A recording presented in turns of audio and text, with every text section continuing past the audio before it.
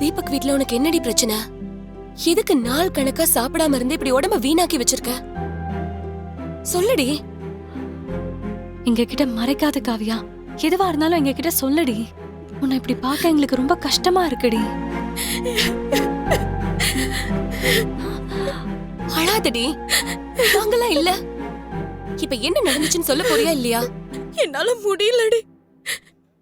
எனக்கு அங்க இருக்கவே பிடிக்கல. அவங்க யாருக்குமே நான் இருக்கிறது பிடிக்கல. அந்த வீட்ல என்ன ஒரு ஆளாவே நினைக்கல. அங்க இருக்கிற டேபிள் சேர், கதவுக்கு இருக்கிற மரியாதை கூட அந்த வீட்ல எனக்கு இல்ல. காவியா அழாதடி, சொன்னா கேளு. அந்த வீட்ல எந்த சம்பந்தமும் இல்லாத ஒரு பொருளாதான் என்ன பாக்குறாங்க.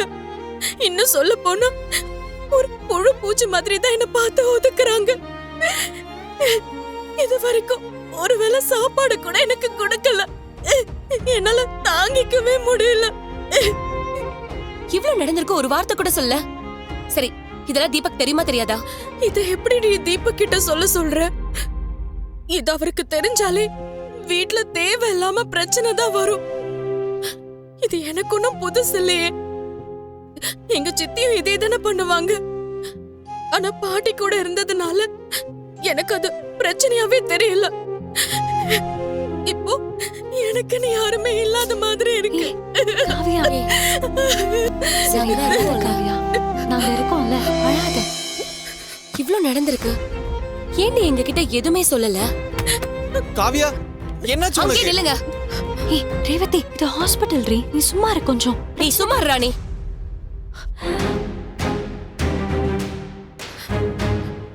ரேவதி, நான் காவியா கிட்ட காவியா கொஞ்சம் கிட்ட பேசணும். பேசுறதுக்கு முன்னாடி எனக்கு பதில் சொல்லுங்க. என்ன பதில் சொல்லணும்?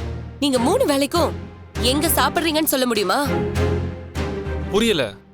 நீங்க 3 வேளையும் எங்க சாப்பிடுறீங்கன்னு கேட்டேன். இது என்ன கேள்வி ரேவதி? நான் என் வீட்ல தான் சாப்பிடுறேன், போதுமா? இப்ப நான் காவியா கிட்ட பேசலாமா? இருங்க. வேணா ரேவதி, சொன்னா இருடி.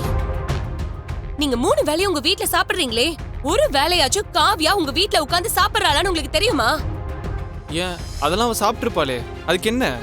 உங்க வீட்ல காவியா சாப்பிட்டு நீங்க பாத்திருக்கீங்களா? என்ன இது? கேட்டதுக்கு பதில் சொல்லுங்க.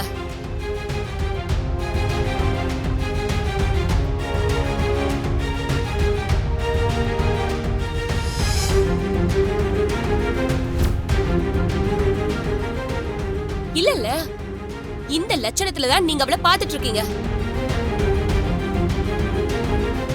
இன்னைக்கு வரைக்கும் அவ உங்க வீட்ல ஒரு வேளை கூட சாப்பிட்டது இல்ல. உங்க அம்மா அவளுக்கு ஒரு வேளை கூட சாப்பாடு போடல. அதனாலதான் மயக்கம் போட்டு விழுந்திருக்கா, போதுமா?